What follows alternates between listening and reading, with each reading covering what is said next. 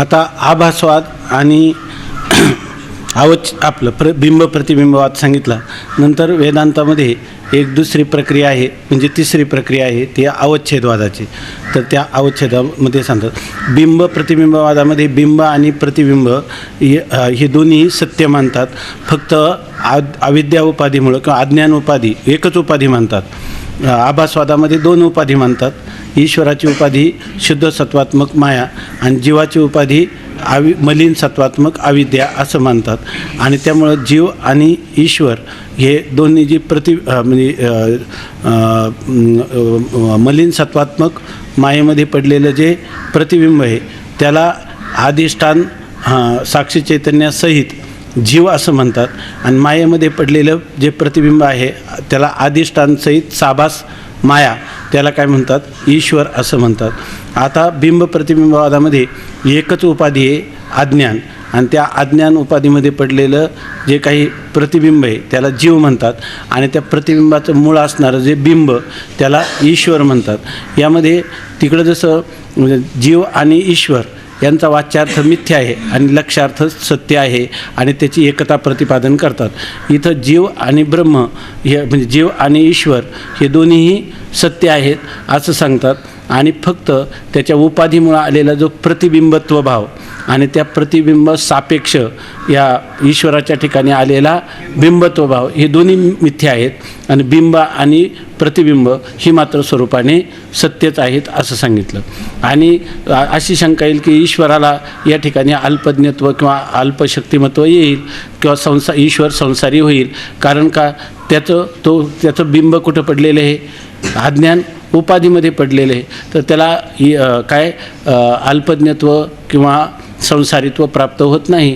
कारण उपाधीचा असा धर्म आहे की ज्या प्रतिबिंबाला ग्रहण करते तर ते प्रतिबिंबचे जे धर्म उपाधी आपले धर्म कुठं दाखवते, फक्त प्रतिबिंबाच्याच ठिकाणी दाखवते, बिंबाच्या ठिकाणी दाखवत नाही. त्यामुळे ईश्वराला सर्व संसारित्व येण्याचं कारण नाही असं बिंब प्रतिबिंबवादाच्या रीतीनं स्पष्टीकरण केलं.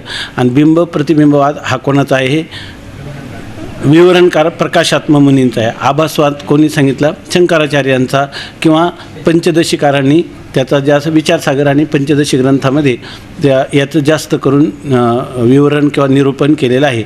आणि दुसरा अवच्छेदवाद तो कोणाचा आहे, वाचस्पती मिश्रा, भामतीकार वाचस्पती मिश्रा यांचा अवच्छेदवाद आहे. तर त्या अवच्छेदवादासंबंधाने आता सांगतात. हां झालं नाही, झालं नाही असं आहे का? हां बरोबर. कुठपर्यंत आले? हां आभास आणि प्रतिबिंब यात यांचा इतका भेद आहे. इथं चालले का? हां आभास आणि प्रतिबिंब यांचा इतका भेद आहे की आभास पक्षात आभास मिथ्या आहे आणि प्रतिबिंबवादात प्रतिबिंब मिथ्या नाही, सत्य आहे. प्रतिबिंबवादात हे रहस्य आहे की दर्पणात जे मुखाचे प्रतिबिंब आहे ती मुखाची छाया नाही. जिकडे पुरुषाचे मुख आणि पृष्ठ असते तिकडेच मुख आणि पृष्ठ असले तर त्यास छाया म्हणतात. प्रतिबिंबाचे मुख आणि पृष्ठ बिंबाहून विपरीत असते म्हणून दर्पणात छायारूप प्रतिबिंब नाही. तर आता इथं आपण ज्याला आभास म्हणतो ना तर त्याला छाया असंही म्हणतात. परंतु आरशामध्ये आपलं जे हे बिंब प्रतिबिंबवादाचं स्पष्टीकरण चाललं आहे, चांगलं लक्षात घ्या. तर याच्यामध्ये ते काय म्हणतात, प्रतिबिंबात हे रहस्य आहे की प्रतिबिंबाचं काय, बिंब प्रतिबिंबवादात जो प्रतिबिंब शब्द योजलेला आहे त्याचं मूळ रहस्य असं आहे की दर्पणात जे मुखाचे प्रतिबिंब आहे ती मुखाची छाया नाही. आता छाया जेव्हा पडते, आपण रात्री चालायला लागतो, एका बाजूला प्रकाश असतो, तर आपण जसं चालतो तर आपली छायासुद्धा आपल्याबरोबरच चालते. आपला हात पूर्वेला केला तर छायेचा हातसुद्धा पूर्वेलाच होतो. पण आरशामध्ये जेव्हा जे प्रतिबिंब पडतं त्याला प्रतिबिंबच म्हणायचं, छाया म्हणता येत नाही. का म्हणता येत नाही त्याचं कारण सांगतात. दर्पणात जे मुखाचे प्रतिबिंब आहे ती मुखाची छाया नाही. आपण दर्पण म्हणजे आरसा, आरशामध्ये आपलं मुख आपण पाहायला गेलो तर त्याच्यामध्ये प्रतिबिंब पडतं, पण तिला आपल्याला छाया म्हणता येणार नाही. कारण जिकडे पुरुषाचे मुख आणि पृष्ठ असते तिकडेच मुख आणि पृष्ठ असले तर त्यास छाया म्हणतात. आपलं मुख जर पूर्वेला असलं तर छायेचं मुखसुद्धा पूर्वेकडंच असतं. आपली पाठ जर पश्चिमेला असली तर त्याची पाठसुद्धा पश्चिमेला असते, त्याला काय म्हणतात? छाया. प्रतिबिंबाचे मुख आणि पृष्ठ बिंबाहून विपरीत असते, म्हणून दर्पणात छायारूप प्रतिबिंब नाही. आता आरशात जेव्हा आपण प्रतिबिंब पाहतो तेव्हा त्याच्यामध्ये असं होत नाही का जिकडं आपलं मुख आणि जिकडं ज्या दिशेला आपली पृष्ठ असेल त्याच दिशेने आपल्याला प्रतिबिंब दिसत नाही. म्हणून याचा अर्थ त्याला छाया म्हणता येणार नाही. छायेचा असा नियम आहे का जिकडं आपल्या मुख किंवा पृष्ठ असेल त्याच दिशेला आपलं मुखपृष्ठ छायेमध्ये दिसतं, तसं आरशामध्ये दिसत नाही. जर आपलं तसं आरशामध्ये मुख दिसत नाही, कारण समजा आपण आरसा समोर ठेवला तर आपलं मुख आहे पूर्वेकडं आणि आरशामध्ये ते मुख कुठं आहे? पश्चिमेकडे आहे, म्हणून त्याला छाया म्हणता येणार नाही. प्रतिबिंबाचे मुख आणि पृष्ठबिंबाहून विपरीत असते, म्हणून दर्पणात छायारूप प्रतिबिंब नाही. याकरता असे मानणे योग्य आहे की दर्पणास विषय करण्याकरिता निघालेली अंतःकरणवृत्ती दर्पणास विषय करून तत्काल दर्पणापासून माघारी फिरून पुन्हा कंठस्थित मुखासच विषय करते, म्हणजे ग्रीवास्थ मुखालाच पाहते. थोडक्यात हे स्पष्टीकरण दिलेलं आहे त्यांनी. काय होतं, आता आपल्याला मुख कुणीकडे आपलं पूर्वेकडं आहे आणि आरशात काय दिसतं? पश्चिमेकडं दिसतं. छायेमध्ये तसा प्रकार नाही. म्हणजे आरशामध्ये जेव्हा मुख पाहतो तेव्हा ही प्रक्रिया कशी घडते त्याविषयी हे स्पष्टीकरण करतात बिंब प्रतिबिंबवादाप्रमाणे, की आपली अंतःकरणाची वृत्ती जी नेत्रद्वारा बाहेर निघते आणि ती कुठं जाते? आरशापर्यंत जाते आणि ती पहिल्यांदा कोणाला पाहते? आरशाला पाहते. आरसा कसा आहे? पारदर्शक पदार्थ आहे. पारदर्शक नाही, त्याला अपारदर्शक आहे. म्हणजे जी दृष्टी त्या काचेला भेदून बाहेर जाते का? नाही, कारण त्याला पाठीमागं पारा लावलेला असतो. त्यामुळं ती वृत्ती काय होते? तिथूनच माघारी फिरते आणि माघारी फिरलेली वृत्ती ती काय पाहते? ग्रीवास्थ मानेवर असणारं जे आपलं मुख त्यालाच पाहते. म्हणजे अंतःकरणाची वृत्ती नेत्रद्वारा निघून कोणत्या दर्पण देशापर्यंत जाते आणि अपारदर्शक असणारा जो दर्पण त्याच्याहून ती वृत्ती पुन्हा वेगाने, वृत्तीचा वेग किती आपल्याला माहिती आहे ना, सूर्यकिरणांचा जो वेग सांगितलेला आहे तर ते किती प्रकाश वर्ष काहीतरी असं सांगितलेलं आहे, तर त्याचा इतका वेग आहे की त्याच्या वेगापेक्षा वृत्ती काय आहे? अधिक वेगवान आहे. त्यामुळे ती तिथून काय होते? पाठीमागं फिरते आणि पाहते कोणाला? मग ती वृत्ती आपल्या ग्रीवास्थ मुखालाच पाहत असते. आता असं त्यांचं स्पष्टीकरण आहे. त्याचं स्पष्टीकरण करून सांगतात, दर्पणास विषय करण्याकरता निघालेली अंतःकरण वृत्ती. म्हणजे दर्पणाला विषय करण्या म्हणजे दर्पणाला जाणण्याकरता निघालेली जी आपली अंतःकरणाची वृत्ती ती दर्पणास विषय करून ती दर्पणाला जाणते दर्पणापर्यंत जाऊन आणि दर्पणापासून माघारी फिरते आणि माघारी फिरून पुन्हा कंठस्थित किंवा ग्रीवास्थित असणारं आपलं जे मुख त्याला विषय करते, म्हणजे त्याला जाणते. जसे भ्रमणवेगाने हातातील कोलतीचे चक्राप्रमाणे भान होते, खरोखरी ते चक्र नसते, त्याप्रमाणे दर्पण आणि मुख यास विषय करण्यामध्ये वृत्तीच्या वेगाने दर्पणात मुखाचे भान होते एवढेच. तुकाराम महाराजांचा एक अभंग आहे, तुका म्हणे मुख नाही दर्पणात. म्हणजे आरशामध्ये आपलं मुख नाहीच आहे, संतोषाची माथ दुसरी ते असं सांगितलं. आपल्याला आनंद वाटतो की आपलं मुख पाहिलं, पण मुख दर्पणामध्ये मुळात नाहीत. वृत्ती काय करते? फक्त आरशापर्यंत जाते आणि आरशापासून निघालेली वृत्ती पुन्हा आपल्या ग्रीवास्थ मुखालाच विषय करत असते. पण मग आपल्याला हे का लक्षात येत नाही? आपल्याला काय वाटतं? मुख कुठे आहे? दर्पणात आहे असं का वाटतं? याचंही स्पष्टीकरण त्यांनी केलेलं आहे. आपल्या गौडपाद कारिकेमध्ये त्यांनी आलात चक्र काय आलात शांती नावाचं एक प्रकरण आहे, त्याच्यामध्ये ह्या आलात चक्राचं उदाहरण दिलेलं आहे. ते ह्या ठिकाणी लागण्यासारखं आहे. आपल्याला भोवरा आहे, भोवरा ज्यावेळेला आपण वेगाने फिरवतो त्यावेळेला म्हणजे आपण त्या भोवऱ्याला गती दिली तर भोवरा एका जागेवर स्थिर असल्यासारखा दिसतो की नाही.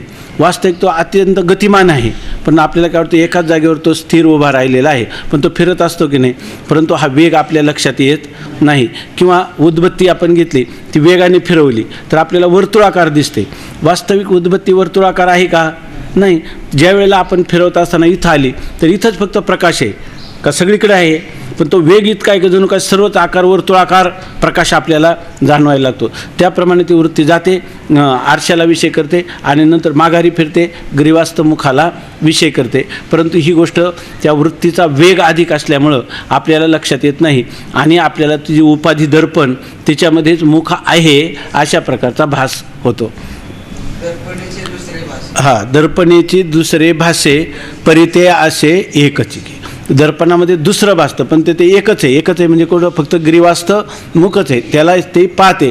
परंतु काय झालं, उपाधी दर्पण आहे ना, त्या दर्पण उपाधी वृत्तीच्या वेगामुळं ते मुख ग्रीवास्थ मुखालाच वृत्तीविषयी करते. हे आपल्या लक्षात न येता आपली वृत्तीनं कोणाला दर्पणातल्या मुखाला विषय केला आणि मुख दर्पणात आहे असा आपल्याला भ्रम होतो. त्याचं कारण काय आहे? वृत्तीचा वेग हे त्याचं कारण आहे. जसे भ्रमण वेगाने, त्यासाठी उदाहरण देतात, भ्रमण वेगाने हातातील कोलतीचे चक्राप्रमाणे भान होते, खरोखरी ते चक्र नसते. भ्रमण वेग म्हणजे फिरवण्याचा जितका वेग आहे त्यामुळं ती जी कोलती आहे आपण हातात धरलेले कोलीत ते चक्राप्रमाणे भासतं की नाही. तसंच त्या ठिकाणी म्हणतात त्याप्रमाणे दर्पण आणि मुख यास विषय करण्यामध्ये वृत्तीच्या वेगाने दर्पणात मुखाचे भान होते एवढेच. त्याप्रमाणे वृत्तीचा वेग काय? वृत्ती इकडे दर्पणाला विषय करते, लगेच आपल्या मुखाला विषय करते, परत दर्पणाला करते, मुखाला विषय करते. असा त्या वृत्तीचा काय आहे? वेग आहे. आणि त्या वेगामुळं आपण ग्रीवास्थित मुख पाहत आहोत असं आपल्याला भान न होता आपल्याला काय वाटतं की हे मुख आपण कुठं दर्पणस्थ मुख पाहत आहोत अशा प्रकारचा भ्रम होतो. त्याप्रमाणे दर्पण आणि मुख यास विषय करण्यामध्ये वृत्तीच्या वेगाने दर्पणात मुखाचे भान होते एवढेच. वस्तुतः वृत्ती कंठस्थित मुखच पाहत असते, दर्पणात मुख नाही किंवा छायाही नाही. दर्पणात मुखही नाही, कारण मुख कुठे आहे? जागच्या जागेवर ग्रीवास्थ आहे आणि त्याची छाया तरी पडली का? छाया पण पडली नाही. छाया असती तर काय असतं? आपलं मुख जर पूर्वाभिमुख असलं तर त्याच्यात काय दिसायला पाहिजे? छाया असली तर ती पूर्वाभिमुखच दिसायला पाहिजे. पृष्ठ जर पश्चिम अभिमुख असेल तर काय दिसायला पाहिजे? पश्चिम अभिमुखच दिसायला पाहिजे. तसं दिसतं का? उलट दिसतं. त्या अमृतानुभवामध्ये त्याचं कारणं लिहिलीत, मला वाटतं 3 किंवा 4 सांगितलं की हे जे प्रत्यंगमुखत्व आहे आपलं, बरोबर ना आपलं, तर तिथं काय दिसतं? उलट दिसतं, आहे की नाही. नंतर मुख कुठे ग्रीवास्थ आहे, ते कुठं भासतं? तिथं दर्पणस्तत्व, प्रत्यंगमुखत्व म्हणजे आपल्या उलट मुख दिसतं. एक दर्पणस्तत्व म्हणजे ते काय दर्पणात आहे असं वाटतं, नंतर त्याचं मुख जे ते विरुद्ध दिशेला आहे असं वाटतं. पण स्वभिन्नत्व आपल्याहून ते काय आहे? भिन्न आहे असंही वाटतं ना. अजून एक विकल्प, पण हे 3 विकल्प स्वभिन्नत्व, प्रत्यंगमुखत्व, नंतर दर्पणस्तत्व आणि अजून एक काहीतरी सांगितलेलं आहे त्याच्या नाही 3च दिलेत का? बहुतेक 4था विकल्प काहीतरी आहे, किरकोळ असेल तो, काही लक्षात नाही. मग हे 3 तर आहेत. बिंबाधीनत्व हेच आहे त्याचं. बिंबाच्या अधीन आहे. जर बिंब असेल तरच प्रतिबिंब दिसेल ना, म्हणून त्याच्या ठिकाणी काय आहे? प्रतिबिंब हे कशाच्या अधीन आहे? बिंबाच्या अधीन आहे. बिंबाधीनत्व असे 4 धर्म आहे त्याच्या ठिकाणी. एकची करुणी दुसरे दर्पणे, एकची करुणी दुसरे दर्पणेचे आधारे, मुख पाहती गाभरे तैसे नव्हे. वस्तू विचारे काय दुजे आहे. आपण एकच मुख आहे ते दर्पणाचा आधार करतो आणि त्याला दुसरं मुख आहे असं कल्पना करून पाहतो. एरवी मुख काय 2 झालेत का? मुखाच्याच ठिकाणी आहे. आणि हे दुसरं मी म्हटलं ती असं सांगतं की दर्पणाला आधार करतात आणि आपण मुख पाहतो तैसे नव्हे गाभरे किंवा असं ते गवारे किंवा गाभरे असा पाठ आहे त्याच्या ठिकाणी. अडाणी लोक येते की आपलं मुख ग्रीवास्त असताना एकच मुख असताना त्याला काय करायचं, आरशाची उपाधी करायची आणि दुसरेपणाने त्याला पाहायचं. हे अडाणीपणाचं द्योतक नाही का असं माऊली म्हणतात. म्हणजे आपण अज्ञान उपाधी घ्यावी, याच्यामध्ये 2 उपाधी घ्यावी का 1 उपाधी घ्यावी, कोणतं सरस आहे?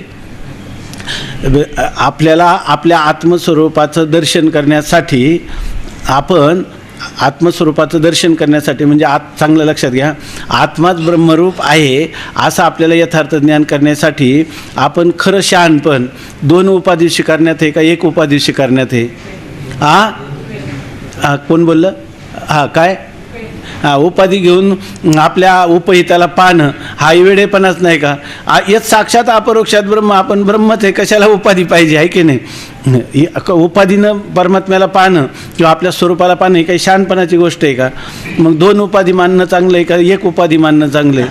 आता उपाधी मानणंच हेच काय आहे? उपाधी मानणं हेच नाही, पण म्हणे 1 उपाधी मानतो तो बिंब प्रतिबिंबवाद काय हे श्रेष्ठ आहे असं आपण सांगितलं असेल कधी दृष्टांत. स्वामी महाराज सांगायचे, एक माणसाला सुतक पडलं, आता त्याची देवाची पूजा करायला पाहिजे म्हणून त्या घरामध्ये त्यांनी काय केलं की आपल्या घरातलाच एक मनुष्य त्याला सांगितलं तुला एकट्यालाच काय सोहळ्यामध्ये राहायचं आणि तू पूजा करायची. मग आता घरातले लोक काय झाले, ओवळे झाले, ते त्याला स्पर्श करणार नाही किंवा तो त्यांचा स्पर्श होऊ देणार नाही.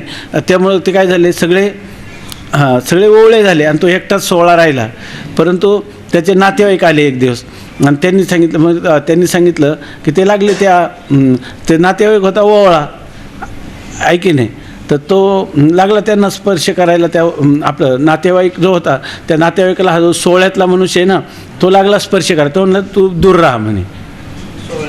तो म्हणला मला कशाला स्पर्शाला तू विरोध करतो, कारण काय मी सोहळा आहे, सोहळं नेसलेलं आहे. पण तुझं सोहळं आहे पण ते सुतकातलं सोहळं आहे की नाही?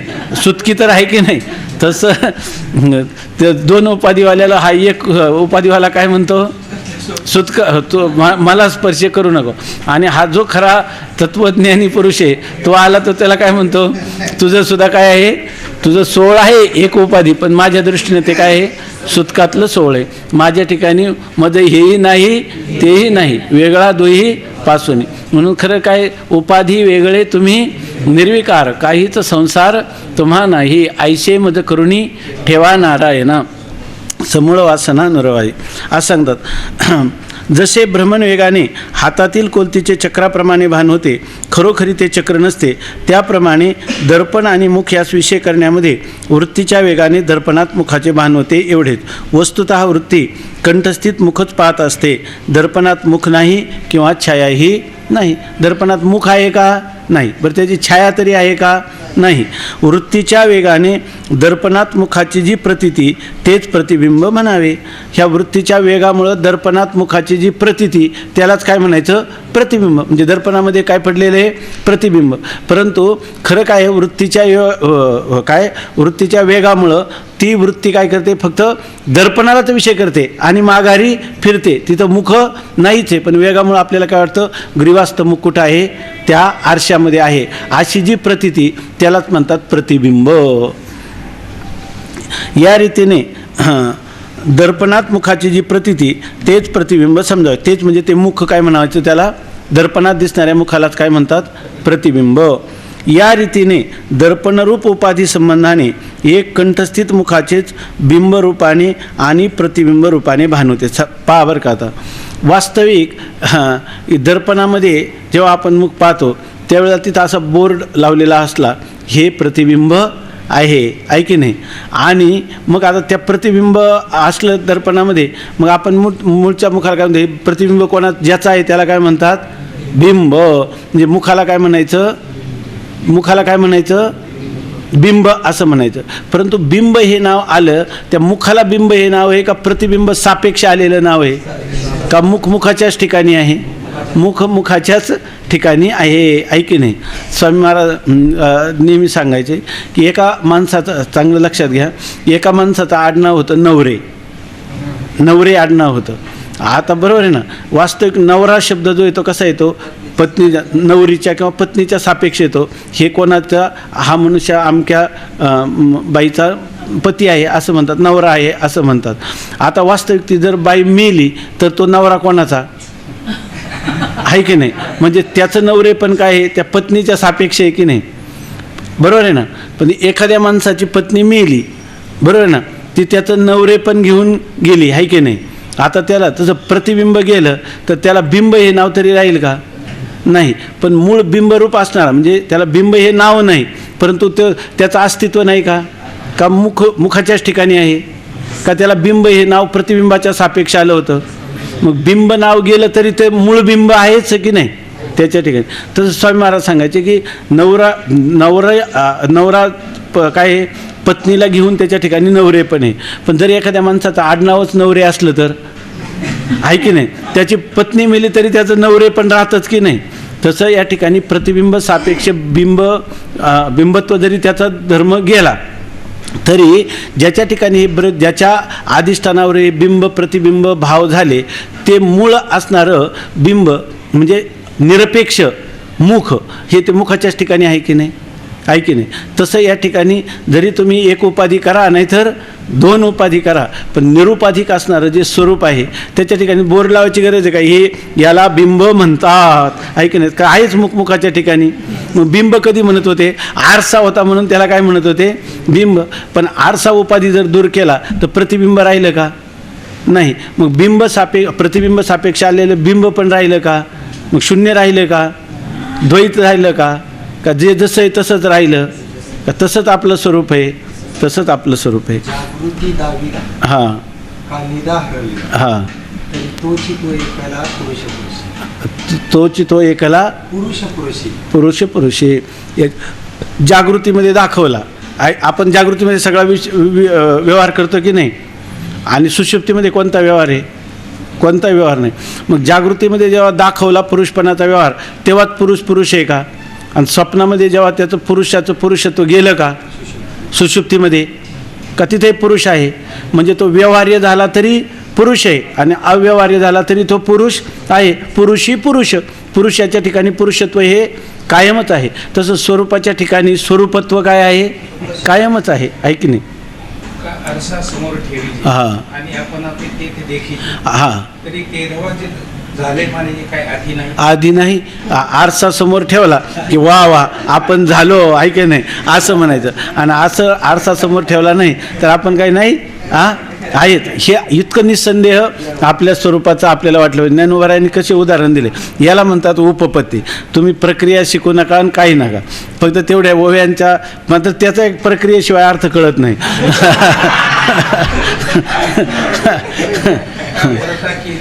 कापरता केल्या आरसा, लोप झाला तया आभासा. आरसा पलीकडे केला तर तो आभास गेला की नाही, गेला.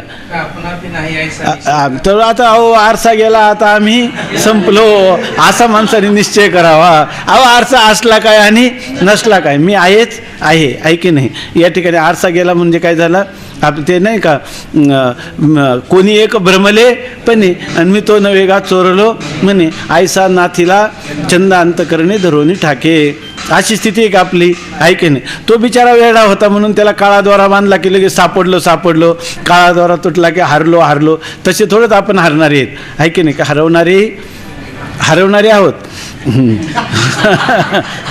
हरणारे नाहीत, आहे की नाही. आता हे सगळे पक्ष त्यांना हरवणारीच आहेत की नाही. त्याचप्रमाणे दर्पण आणि मुख यांविषय करण्याच्या वृत्तीच्या वेगाने दर्पणात मुखाचे भान होते एवढेच. वस्तुतः वृत्ती कंठस्थित मुखच पाहत असते, दर्पणात मुख नाही किंवा छायाही नाही. वृत्तीच्या वेगाने दर्पणात मुखाची जी प्रतीती होते तेच प्रतिबिंब म्हणावे. या रीतीने दर्पणरूप उपाधी संबंधाने एका कंठस्थित मुखाचेच बिंबरूपाने आणि प्रतिबिंब रूपाने भान होते. जे एक कंठस्थित मुख आहे त्यालाच काय होतं, त्याचंच आरशामध्ये प्रतिबिंब रूपाने, आणि तत्सापेक्ष त्या ग्रीवास्त मुखाच्या ठिकाणी प्रतिबिंब आपलं बिंब रूपाने त्याचं भान होतं. विचार करून पाहिले तर मुखाच्या ठिकाणी बिंब प्रतिबिंब भावच नाही.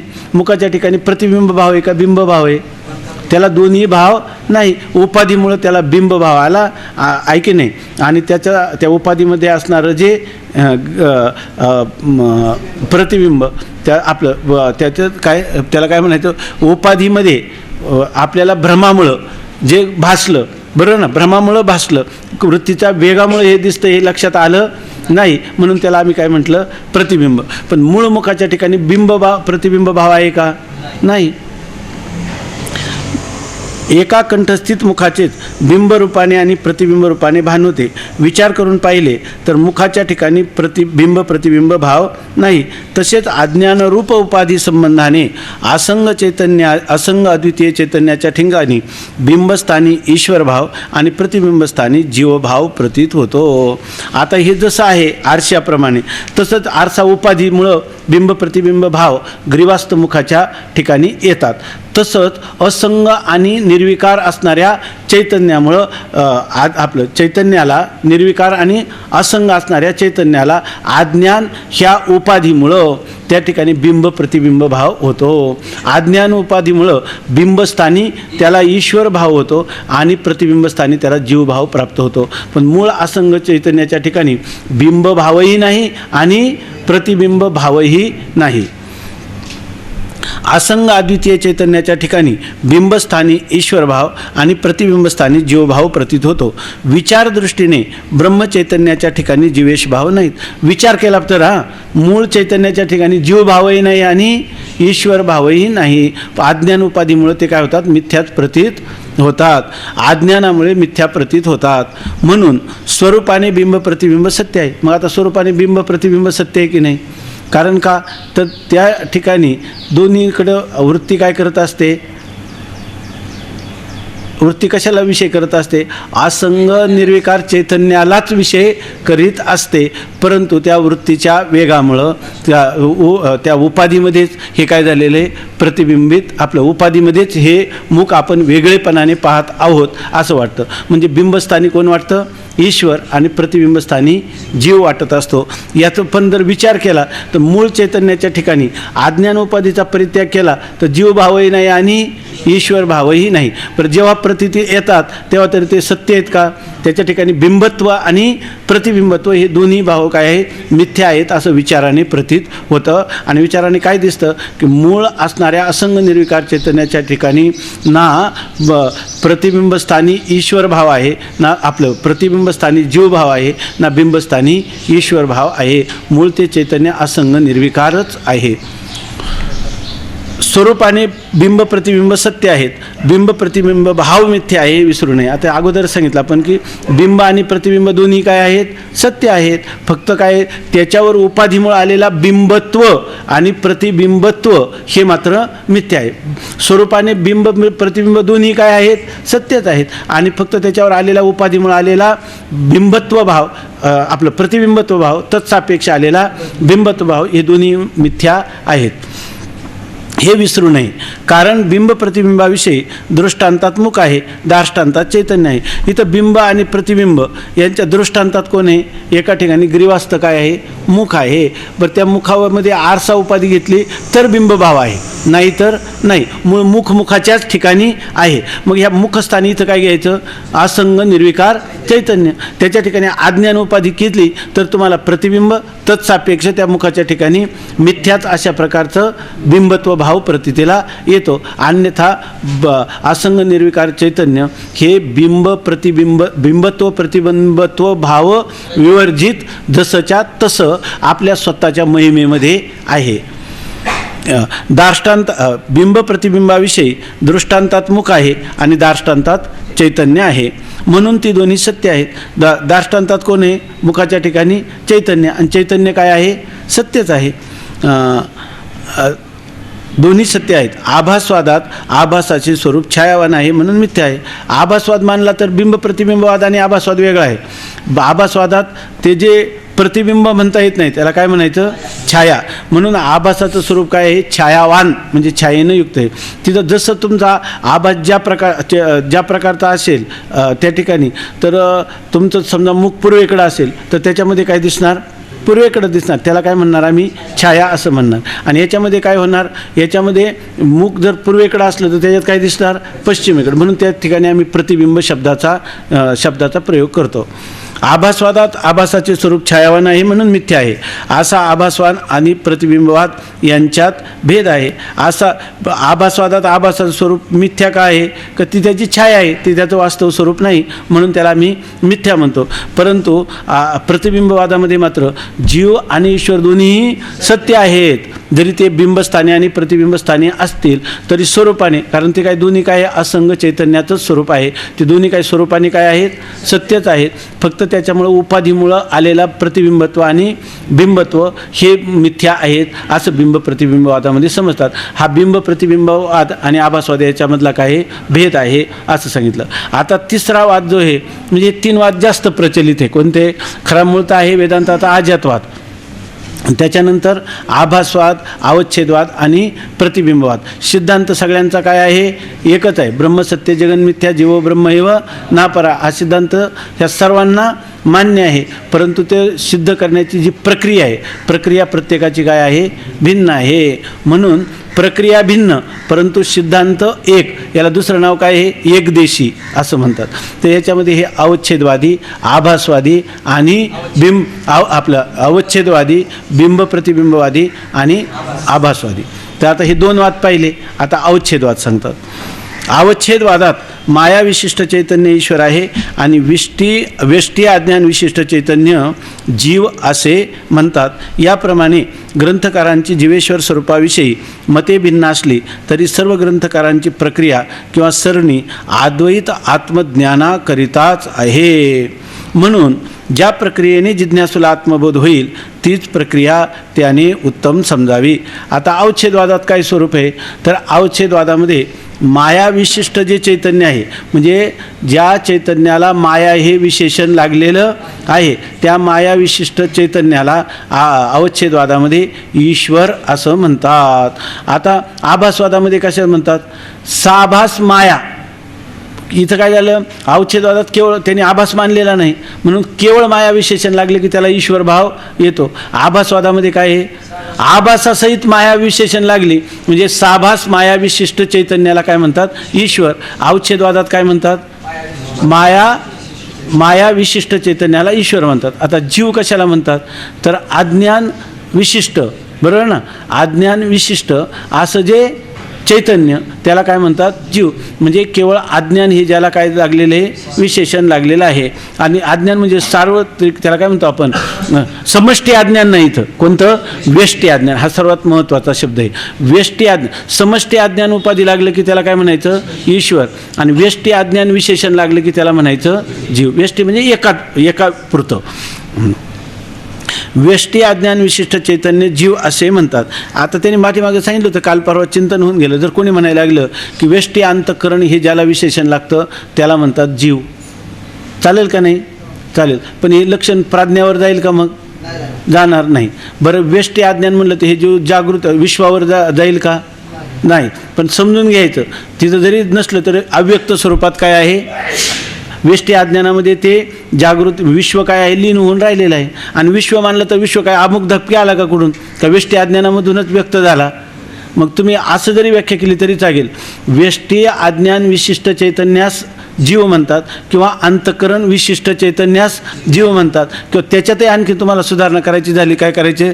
व्यष्टी अज्ञान विशिष्ट किंवा अंतःकरण विशिष्ट चैतन्याला जीव असं म्हणतात. म्हणजे प्राज्ञामध्ये जीव आहे का नाही? बीजरूपाने आहे. आणि विश्वामध्ये व्यष्टी अज्ञानच विश्वामध्ये काय झालेले? व्यक्त झाले. हा असा अर्थ केला म्हणजे आपल्याला शंका राहत नाही. अवच्छेदवादात माया विशिष्ट चैतन्य ईश्वर आणि व्यष्टी अज्ञान विशिष्ट चैतन्य जीव असे म्हणतात. याप्रमाणे आता हे काय चाललं आपलं? जीव आणि ईश्वराचं स्वरूप कोणी कोणी कसं मानले हे पार त्या अनुवाद्यापासून तर आपण पाठीमागं पाहिले. पार त्या नास्तिक दर्शनकाराने तर आत्म्यालाच काय म्हटलं होतं? आपलं देहालाच आत्मा म्हटलं होतं. कोणी तो अणू जो आहे तो अणुपरिमाणाचा आत्मा मानलेला आहे. ऐक नाही, जीवात्मा. त्या जीवात्म्याचे गुण काय मानले? किती? 14 गुण का 8 गुण ना? जीवात्म्याचे 8 गुण मानले आणि परमात्म्याचे बरोबर आहे का? परमात्म्याचे 14 गुण मान का? परमात्म्याचे 8 जीवात्म्याचे 8, परमात्म्याचे 14 गुण मानलेले, चतुर्विंशती गुणाः. त्याचे अशा प्रकाराने कुठं झाले मग 14 आणि 8 तर 14 आणि 8 तर 22 झाले. असं काही नाही. ते जीवा त्याचे त्याच्या फक्त 24 गुण मानलेले आहेत. त्याच्यापैकी ह्याच्यात 14 आहेत आणि ह्याच्यात 8 आहेत. जीवात्म्यामध्ये 8 आहेत आणि परमात्म्यामध्ये 14 गुण आहेत. एवढंच सांगितलेलं आहे. तर आता सांगतात, याप्रमाणे ग्रंथकाराची जीवेश्वर रूपाविषयी मते भिन्न असली, म्हणजे जीवाचं स्वरूप सर्वांनी वेगवेगळं मानलेले, बिंब प्रतिबिंबवाद, आभासवाद किंवा अवच्छेदवाद, याच्यामध्ये जीव आणि ईश्वराचं स्वरूप वेगवेगळं मानलेलं आहे. तरी सर्व ग्रंथकारांची प्रक्रिया किंवा सरणी अद्वैत आत्मज्ञानाकरिताच आहे. आता ज्यांनी वेगवेगळं मानलेलं आहे, पण ते वेगवेगळं कशासाठी मानले, तर सगळ्यांना हेच पटवून द्यायचं की जीवाला काय व्हावं, आत्मस्वरूपाचं यथार्थ ज्ञान व्हावं. याच्यामध्ये त्यांचा सिद्धांत सर्वांचा काय आहे, एकच आहे. प्रक्रिया किंवा सरणी जरी भिन्न दिसत असली तरी सर्वांच्या प्रक्रिया किंवा सरणी ही कशासाठी आहे, अद्वैत आत्मज्ञान व्हावं म्हणूनच आहे. म्हणून मग आता आम्ही कोणती घ्यावी, आभासवाद घ्यावं का अवच्छेदवाद घ्यावा का बिंब प्रतिबिंबवाद घ्यावा, आहे की नाही. खरं तर कोणतंच घेण्याची तुमच्यावर वेळ येऊ नये, आहे की नाही. आजातवाद घ्यावा, आहे की नाही. सगळं काय करावं, आज काही झालंच नाही, आहे की नाही, कशाला वाद करायचा, कोणतंच झालेलंच नाही. ज्या आत्मस्वरूपाच्या ठिकाणी जगत होणं शक्यच नाही, असं घेतलं तर काय वाद करायची गरज आहे का. कितीतरी आपली शक्ती खर्च होती की नाही. ते वाद समजून घ्या, पुन्हा त्याचे श्रेष्ठ कनिष्ठ कोणता, पुन्हा आपल्याला कोणता योग्य चिंतनाला, हे सगळं करावं लागतं. पण ते म्हणतात कोणता घ्यावा, तर मुमुक्षुला जो पटेल, जो कळेल तो कोणताही वाद घेतला तर आम्हाला त्याच्याबद्दल काही आक्षेप नाही. पंचदशीमध्ये सांगितलं, यया भवेत पुंसाम व्युत्पत्ती प्रत्यगात्मनी सा सैव प्रक्रिया साध्वी इति आचार्य भाषितम. ते म्हणतात की माणसाला ज्या प्रक्रियेने तुम्हाला बोध होईल ती कोणतीही प्रक्रिया काय श्रेष्ठ आहे, नाही पण बिंब प्रतिबिंबवादाची सरस आहे. अरे आभासवाद जरी असला, तुला ब्रह्मज्ञान झालं तर आभासवादाची सुद्धा काय आहे, सरस. आणि ब्रह्मज्ञान झालं नाही तर तुझ्या सगळ्याच प्रक्रिया काय आहेत, निरर्थक आहे की नाही. किती असल्या तुम्हाला आत्मबोध होण्यासाठी जी प्रक्रिया वाटेल योग्य, ती प्रक्रिया तुमच्या दृष्टीनं काय आहे, श्रेष्ठ आहे. सा सैव प्रक्रिया साध्वी, ती सगळी प्रक्रिया तुमच्यासाठी काय आहे, साध्वी म्हणजे अत्यंत उत्तम श्रेष्ठ आहे. मग काय करावं, म्हणून ज्या प्रक्रियेने जिज्ञासूला आत्मबोध होईल तीच प्रक्रिया त्याने उत्तम समजावी. मंद मुमुक्षूकरिता आभासवादाची प्रक्रिया चांगली आहे. मंद मुमुक्ष असेल तर त्याला आभास, म्हणून आपल्याकडे जास्त करून आपल्या इथल्या आळंदीच्या परंपरेमध्ये आभासवादाच्या प्रक्रियेला जास्त, आपण जे पंचदशी, विचारसागर, वृत्ती प्रभाकर हे ज्या ग्रंथाचं चिंतन करतो हे सगळे कोणती प्रक्रिया घेऊन आहेत, आभासवादाची प्रक्रिया घेऊन आहे. म्हणून मंद मुमुक्षु करता आभासवादाची प्रक्रिया चांगली आहे. म्हणून वाक्यवृत्ती आणि उपदेशशास्त्री या ग्रंथात भाष्यकारांनी तीच प्रक्रिया लिहिलेली आहे. आता लघुवाक्यवृत्ती आणि उपदेशशास्त्री नावाचे मान्य वेदांतचे प्रकरण ग्रंथ आहे, त्याच्यामध्ये ही कोणती प्रक्रिया आहे, आभासवादाची. म्हणून सर्वसामान्य दृष्टीने आभासवादच मुख्य आहे. म्हणून आपल्या सर्वसामान्यांच्या दृष्टीनं सगळं काही विचार करू नये, आभासवादाची प्रक्रिया आपल्याला ती चांगली आहे सामान्य माणसाला. याकरिता माया, तिच्यात आभास आणि अधिष्ठान चैतन्य असा सर्व शक्ती सर्वज्ञतासहित तोच ईश्वर असून तत्पदाचा वाच्य आहे. म्हणून आता तत्पदा इथं खरं कशासाठी चालले, तत्वमसी महावाक्याचं चिंतन कसं करावं. त्याच्यामध्ये वाच्यार्थामध्ये काय येतं, वाच्यार्थामध्ये ईश्वर आणि जीव यांच्या ऐक्याचा अनुभवाच्या दृष्टीनं अर्थ जुळत नाही, विरोध आहे. तेव्हा आता या ठिकाणी तत्पदाचा वाच्यार्थ काय घ्यायचा, तर माया अधिष्ठान चैतन्य आणि मायेमध्ये पडलेला आभास, असं तत्पदाचा वाच्यार्थ ईश्वर या ह्या ईश्वराचं स्वरूप आपण समजावं. माया, तिच्यात आभास आणि अधिष्ठान चैतन्य असा सर्वशक्ती सर्वज्ञत्वादी सहित तोच ईश्वर असून तत्पदाचा वाच्य आहे. ठीक आहे ना. आता वेष्टी अविद्या, तिच्यात आभास आणि अधिष्ठान चैतन्य असा अल्पशक्ती अल्पज्ञतादी धर्मसहित जीव असून तो तमपदाचा वाच्य आहे. वेष्टी अविद्या, तिच्यात आभास आणि तिचा अधिष्ठान चैतन्य या तिघांना मिळून ते काय आहे, जीवपदाचा तत्पदाचा तो काय आहे अर्थ, तो म्हणजे तत्पदाचा अर्थ काय होतो, वाच्यार्थ जीव आपलं तोमपदाचा वाच्यार्थ काय होतो, जीव असा घ्यावा. हां, या त्या दोघांची एकता तत्वमसी वाक्याने सांगितलं आहे. तत्वमसी महावाक्य काय सांगितलं, तत् आणि तोम यांचं ऐक्य आहे, म्हणजे जीव आणि ईश्वराचं ऐक्य आहे, असा तत्वमसी महावाक्याचा वाच्यार्थ होतो. पण या दोन त्या पदांचे वाच्यार्थ घेऊन एकता होणे शक्य नाही. आता ही अल्पज्ञता अल्पशक्तिमान असणारा जीव आणि सर्वज्ञ सर्वशक्तिमान असणारा ईश्वर हा तत् आणि तोम पदाचा किंवा तोम आणि तत्पदाचा जो वाच्यार्थ आहे त्यांच्यात ऐक्य होणं शक्य नाही.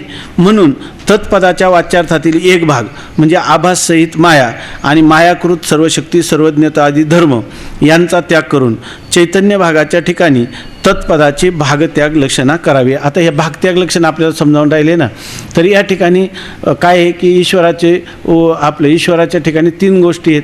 कोणत्या, की वाच्यार्थात तर ऐक्य होणं शक्य नाही. मग अगोदर काय करायचं, तत्पदाचं जे वाच्य आहे मायेमध्ये पडलेला आभास आणि माया अधिष्ठान चैतन्य, त्याच्यापैकी काय करायचं, माया, बरोबर आहे ना, माया आणि त्या माया उपाधीमुळं त्या चैतन्याला आलेले जे सर्वज्ञत्व सर्वशक्तिमत्व धर्म, त्या आता भागत्याग लक्षणा करायची. जल लक्षणा तर चालत नाही, अजल लक्षणा चालत नाही. अजल लक्षणा केली तर पुरुषार्थ प्राप्ती होणारच नाही, आणि जल लक्षणा केली तर काय होईल, सर्वच वाच्यार्थाचा त्याग करायचा. मग आता तुम्हाला ऐक्य कोणाचं करायचं, ऐक्य नाही असं होईल की नाही.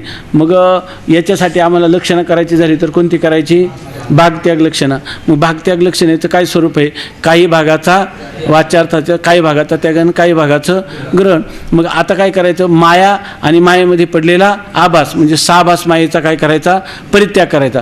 पण त्या साभास मायेमुळेच ईश्वराच्या ठिकाणी काय झालेले आहे, सर्वज्ञत्व आणि सर्वशक्तिमान मत्व हे धर्म आलेले. मग आपण काय करायचं, माया आणि तिचे धर्म सर्वज्ञत्व आणि सर्वशक्तिमत्व हे जे ईश्वराच्या ठिकाणी कल्पिलेले कोणत्यामुळं, माया उपाधीमुळं, मग त्या सर्वांचा काय करायचा, त्याग करायचा, बरोबर ना. आणि काही भागाचं ग्रहण करायचं, म्हणजे कोणत्या भागाचं ग्रहण करायचं, माया अधिष्ठान ब्रह्मचैतन्याचं तेवढं ग्रहण करायचं. झाली का नाही, ह्या तत्पदामध्ये 2 झाले. तत्पदामध्ये काय झाला, वाच्यार्थ, बरोबर ना, वाच्यार्थ, त्या वाच्यार्थातल्या काही भागाचा काय करायचा, त्याग आणि काही भागाचं ग्रहण. मग तत्पदातल्या कोणत्या भागाचा परित्याग केला, मायेमध्ये पडलेला आभास आणि त्या मायेमध्ये पडलेल्या आभासामुळं त्याच्या ठिकाणी आलेलं सर्वज्ञत्व आणि सर्व शक्तिमत्व या धर्मांचा काय केला, भाग म्हणजे त्या धर्मी आणि धर्मांचा काय केला, त्याग केला. आता मग कोणती लक्षणेनं केला हा त्याग, भागत्याग लक्षणेनं. त्याचप्रमाणे तोम पदाच्या वाच्यार्थातील आभाससहित अविद्यांश आणि तत्कृत अल्पशक्ती अल्पज्ञता आदी धर्म यांचा त्याग करून चैतन्य भागाच्या ठिकाणी तोम पदाची भागत्याग लक्षणा करावी. आता दुसरं हे झालं तत्पदाचं. भागत्याग लक्षणेने काय ठेवलं, फक्त ब्रह्मचैतन्य अधिष्ठान त्यालाच उर्वरित ठेवलं. तसंच इथं तोम पदाचं जे वाच्यार्थ आहे तो काय आहे, सर्वज्ञ आपला अल्पज्ञ आणि अल्पशक्तिमान असणारा जो जीव, म्हणजे त्या ठिकाणी वेष्टी अज्ञान, बरोबर ना, आणि वेष्टी अज्ञानामध्ये असणारं जे अधिष्ठान चैतन्याचं प्रतिबिंब किंवा आभास. मग आता इथं काय करायचं, वेष्टी अज्ञान आणि म्हणजे आभासासहित असणारं जे वेष्टी अज्ञान त्याचा काय करायचा, परित्याग करायचा, आणि त्या वेष्टी अज्ञानाचं अधिष्ठान चैतन्य तेवढ्याच भागाचं ग्रहण करायचं. मग इकडं कोण झालं, वेष्टी अज्ञान अधिष्ठान साक्षी चैतन्य, आणि तिथं माया अधिष्ठान ब्रह्मचैतन्य, हे 2 झाले. हे कशामुळे झालं, तो तिथं तत्पदाची भागत्याग लक्षणा केली आणि इथं तोम पदाची भागत्याग लक्षणा केली. काही भागाचा परित्याग केला आणि काही भागाचं ग्रहण केलं. आणि ग्रहण केलं, कोणत्या भागाचं ग्रहण केलं, तत्पदामध्ये कोणत्या भागाचं लक्षणेनं ग्रहण केलं, भागत्याग लक्षणेनं ब्रह्मचैतन्याचं. कोणत्या भागाचा परित्याग केला, साभास माया, आणि त्या साभास मायामुळं चैतन्याच्या ठिकाणी आलेले सर्वज्ञत्व सर्वशक्तिमत्व आदी धर्म यांचा त्याग केला. इकडं कसला त्याग केला, अविद्या, बरोबर ना, साभास अविद्या आणि साभास अविद्या उपाधीमुळं त्याच्या ठिकाणी आलेल्या अल्पज्ञत्व अल्पशक्तिमत्व ह्या धर्मांचा त्याग केला आणि उर्वरित काय ठेवलं, फक्त वेष्टी अज्ञान अधिष्ठान कुटस्थ चैतन्य कशाने केलं हे? लक्षणेने. कोणत्या लक्षणेने? भागत्याग लक्षणेने. उर्वरित कोणाला ठेवलं? ब्रह्मचैतन्य आणि कुटस्थ चैतन्य. ठीक आहे ना. हे दोन्हींची वेगवेगळी लक्षणं केली. तत्पदाची लक्षणं केली आणि त्वमपदाची लक्षणं केली. याप्रमाणे भागत्याग लक्षणा केली असता जीवेश्वरातील लक्ष जो चैतन्य भाग त्याची एकता तत्वमसी महावाक्य प्रतिपादन करते. आता तत्वमसी महावाक्याने सांगितलं की वेदातलं जो वाक्य व्यर्थ असणं शक्य नाही, निरर्थक असणं शक्य नाही, मिथ्या असणं शक्य नाही. आणि तत्वमसी महावाक्यातला अर्थ तर अनुभवाशी जुळत नाही. त्यावेळेला जरी शास्त्राने सांगितलं की अग्निना सिंचती, अग्नी सडा टाकतो, अग्नीच्या उपयोगाद्वारा विस्तवाच्याद्वारा अंगणात सडा टाकला जातो, तर ऐकेल का कोणी? नाही. तिथं काय पाहिजे? जलेन सिंचती, ऐकणं, पाण्याने सडा टाकतो. तसं इथं तत्वमसी म्हणजे त्याचे जे धर्म आहे, सर्वज्ञत्व, सर्वशक्तिमत्व, जीवाचे जे धर्म आहे, अल्पज्ञत्व, अल्पशक्तिमत्व, ह्या धर्मासहित त्या धर्मींचं कधीतरी ऐक्य होणं शक्य आहे का? नाही. आणि श्रुती माता तर सांगते. मग जेव्हा अनुभवाचा अर्थ जुळत नाही तेव्हा लक्षणा करावी लागते. लक्षणामध्ये जल लक्षणा किंवा अजल लक्षणा किंवा जल लक्षणा. जल लक्षणेचा इथं उपयोग होत नाही, अजल लक्षणाचा उपयोग होत नाही, अर्थात भागत्याग लक्षणाचा उपयोग होतो. मग ती भागत्याग लक्षणं आपण केली, ऐक नाही. मग दोन्हींचे काय ठेवलं आपण? फक्त लक्ष. कोणाचं? ईश्वराचं लक्ष, बरोबर ना, आणि जीवाचं लक्ष.